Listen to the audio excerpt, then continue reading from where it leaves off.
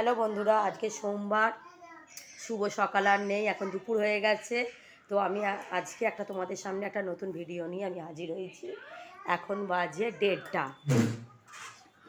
দাঁড়াও,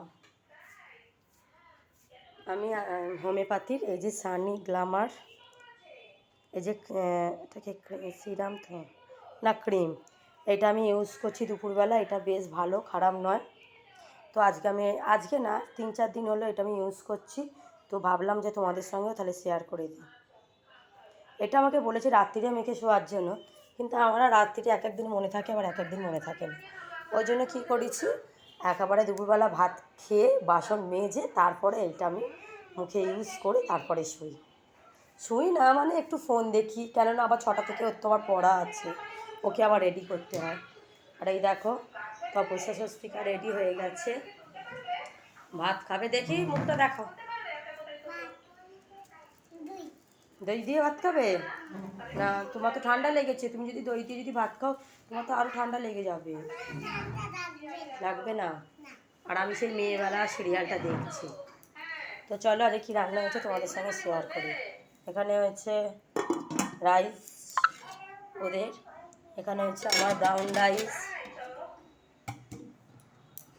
এইখানে হচ্ছে আজকে কুমড়ো শাকের তরকারি।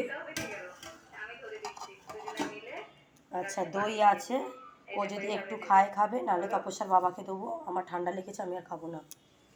আর এখানে আজকে দই ভেটকি করেছি, সেটা আছে। আর সেদিনকে অনেক মিষ্টি নিয়ে এসেছিলো, মিষ্টিটা রান্নাঘরে রাখিনি, জানো তো। মিষ্টিটা রান্নাঘরে রাখলে না এত বিড়াল আসে রাত্রিরে।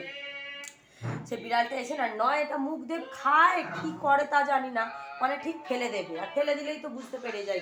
আর বিড়াল তো জানো, একটু মুখ দিক আর নাই দিক, সে মনের মধ্যে যেন কীরকম একটা ছোপ ছোপ করবে। বিড়ালগুলো সব মিষ্টিগুলো খেয়ে নেয়।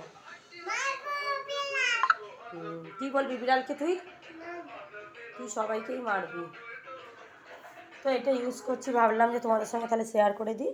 এটা কোনো ওষুধের দোকান বা কোনো হোমিওপ্যাথি মেডিসিন শপে তোমরা এগুলো পেতে পারো। সানি হার্বালের গ্ল্যামার ক্রিম, এটা দেখবে ইউটিউবে সার্চ করলে পাবে। এটা ভালো, খারাপ নয়। মানে যদি কেউ মনে করো যে আমি স্কিনে কিছু লাগাইনি, তো তার জন্য এটা ঠিক আছে। আর যদি তোমরা অন্য কিছু পন্ডস বা গার্নিয়ার বা ওলে যদি ইউজ করো, তখন এটার ইউজ করার কোনো দরকার নেই। আর এটা মেখে কিন্তু বাইরে বেরোলে হবে না, কেননা স্কিনের মধ্যে একটা ট্যান এসে যাবে, তখন বলছে আরও খারাপ। বা যাদের অ্যালার্জি আছে তারা কিন্তু ইউজ করো না, যাদের অ্যালার্জি নেই তারা ইউজ করো। আর এখানে এই দেখো তপস্যা স্বস্তিকার বই, এখানে 2টো বই দিয়েছে, একটা বই আর একটা ডায়েরি দিয়েছে। কেন বাদবাকি বই ওরা সব জমা নিয়েছে, কেন কি জানি। কেননা জলের বোতল নাকি ফেলে দিয়েছে ব্যাগে, ফলে ফেলে দেওয়ার ফলে ব্যাগটা পুরো ভিজে গেছে। চলো তোমাদের সঙ্গে দেখাই।